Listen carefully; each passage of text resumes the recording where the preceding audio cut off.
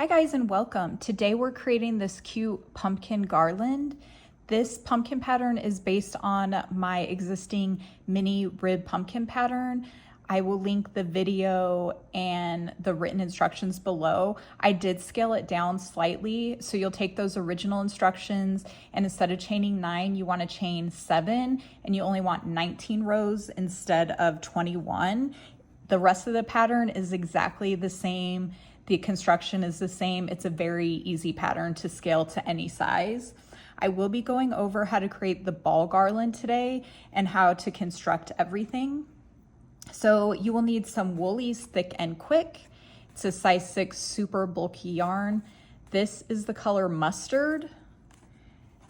This pumpkin here is called Fall Leaves. This one is Butterscotch, and again, this one is Mustard. These are 3 of my favorite colors, but Woolies Thick and Quick comes in so many beautiful colors. You can do any combination you could possibly think of. So this ball garland right here, I spaced the little balls to go with the pumpkins, and I love the way that looks. But if you just want to do a simple ball garland and display it on its own, you can just crochet as many as you need and butt them up together to create this solid piece, which I think turned out stunning. And this brighter colored yarn here was a roving yarn that I got from We Crochet. It's called Fluff of the Andes. This is beautiful 100% wool roving yarn. This is the color Caution. It's that bright mustard yellow color. And then the orange right here is called Solar Flare Heather. So I love the way this turned out. I was going for kind of that felted ball garland look. The only thing I will say is the roving yarn breaks really easily. So when you're weaving the ends in, forming your pumpkin, you know, pulling the centers closed, you need to have a very, very gentle hand so that it doesn't break off, because it breaks super easily. So be careful with that, but if you can make it work, it's absolutely beautiful. So you'll need an L 8mm crochet hook, and that's for both patterns. A tapestry needle to weave your ends in. I suggest checking your gauge just to make sure the size is in line, because then you won't have polyfill showing through. So flexible measuring tape for that. Scissors.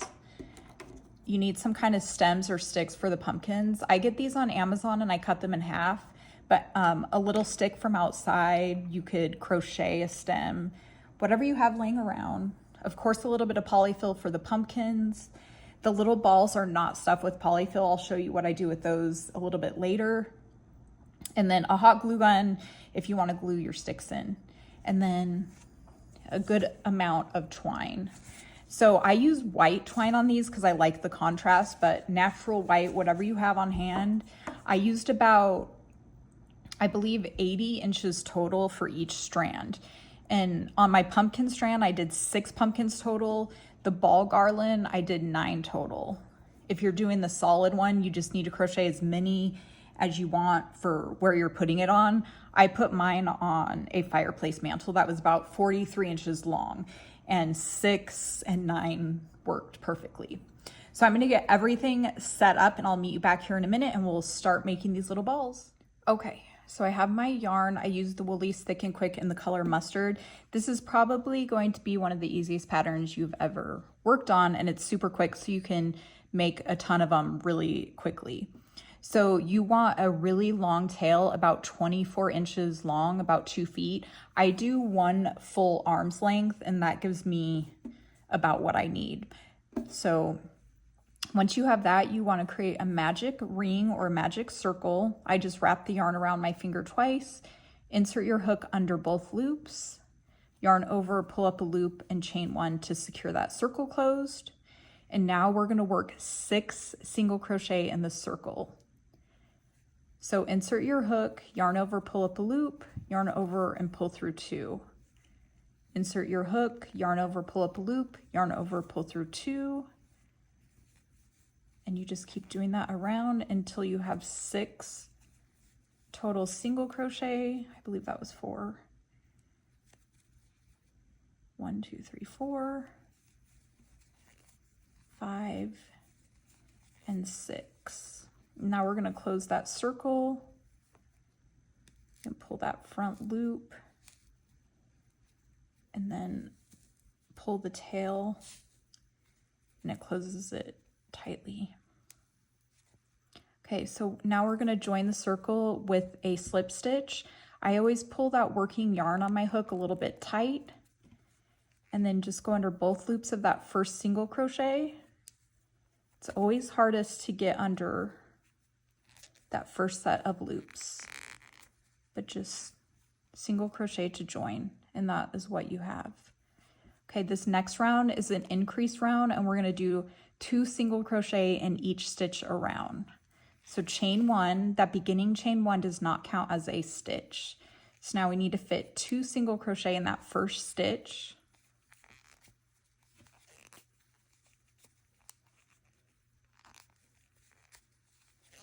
And then 2 in the next stitch.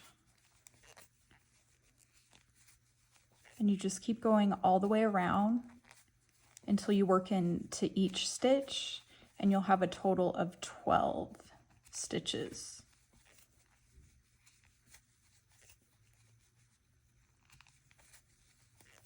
So after this round is done, you can check your gauge if you want. The gauge isn't hugely important in this pattern, but you do want this nice and tight so they create kind of a tight ball and there aren't any big like gaps or holes. So 1, 2, 3, 4, 5, 6, 7, 8, 9, 10, 11, 12. Okay, now we're going to join with a slip stitch again. Again, pull this working yarn a little bit tight. And I do that on almost all of my patterns, just so where the seam is, the little bump that join creates isn't really big. It just helps it blend in a little bit better. So we should have about 2 inches across. So perfect. Okay, so now we're already going to start decreasing the little ball. So I do an invisible single crochet decrease instead of single crochet 2 together because it creates a tighter, more even looking stitch. So on this round, we are not going to chain 1. We just go right into the next stitch, but we're working under the front loops only. So normally you'd work under both loops. So that is the front and back loop. This would be working under the back loop only, and this is the front loop only. So we're doing front loop only. So this is a really easy stitch, but it's a little tricky. So you insert your hook under that front loop only, and then you go to the next stitch and you go under the front loop only. You have to kind of twist your hook around to get it under that loop. Okay, then you yarn over and pull through 2 loops, and then yarn over and pull through the remaining 2 loops. So we want 6 of these total, and we're going to go all the way around. So there was 1, and we just keep doing that. So the front loop of the next stitch, and then you just kind of like twist your hook to fit it under the front loop of that next stitch. After you do a few, these are a breeze. Then yarn over, pull up a loop, yarn over and pull through those last 2. Okay, so that was 2. And here's the 3rd one. Again, yarn over, pull through those 2 loops, yarn over and pull through the next 2. Okay, we only have 2 more to go. I use my finger to kind of get my hook under. I like these balls like nice and tight, so I work kind of tight, so it's a little bit tedious, but it works pretty well. Okay, so 1 more, I believe. Let's see, that's 1, 2, 3, 4, 5. Yep, we have 1 more. If you have trouble seeing your stitches, you can mark the first stitch of the round. It's a little trickier to see on here, even though we mark, or even though we join each round, but it's not too bad. Okay, so this is our first stitch, and we're going to join with the slip stitch. So again, tighten that, join with the slip stitch, and then leave, you don't need a huge ending tail, just enough to weave the end in and cinch that top closed. So we're gonna cut it off there, pull the tail all the way through. And now if you can, you wanna turn that inside out, and we're gonna weave this tail in a little bit just to secure it closed. So I usually go around the base where that magic ring was created and it's nice and tight.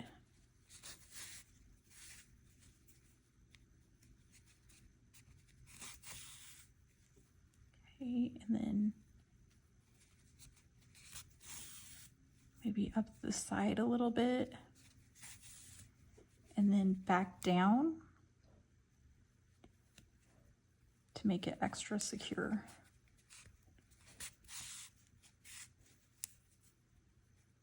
Okay, so once you have it nice and tight, you don't cut this piece off. You flip it right side out again. And then you take that tail and we're just stuffing the tail inside. And that is what creates the nice tight ball shape. We don't need any filling. It's super easy and it's not that much extra yarn that we're using. Okay, so now all we're gonna do is cinch that top close and weave the end in. So thread your tapestry needle. So on this, I work under the front loops only. So I put my needle from front to back under that front loop all the way around. So you should have 6 total. That's 2,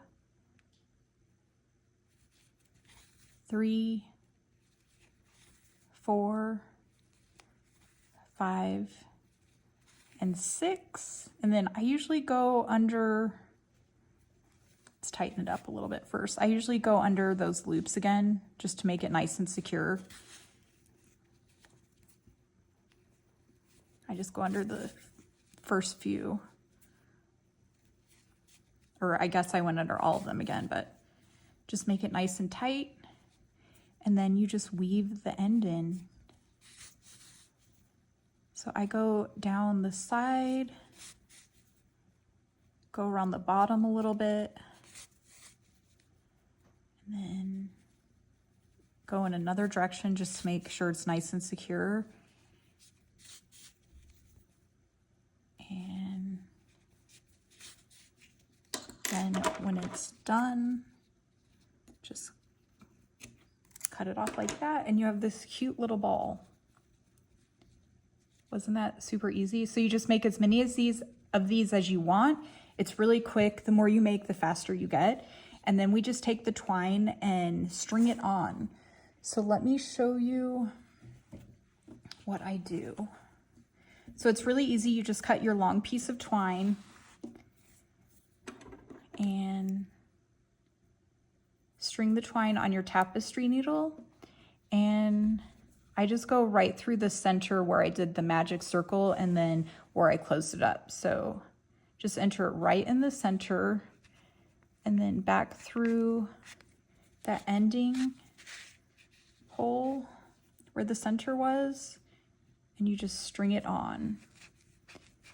And they're nice and snug this way, so you don't have to create a knot or glue them in place.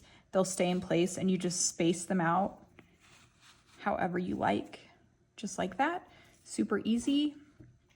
Let me show you how I do the pumpkin. So for the pumpkin twine, oh, I have a little knot here. The pumpkin twine, I take the piece and I go through the smallest little piece of yarn in the back of the pumpkin, right behind the stem. So I get as close to the stem as possible, and I literally just go under like 1 or 2 pieces of yarn.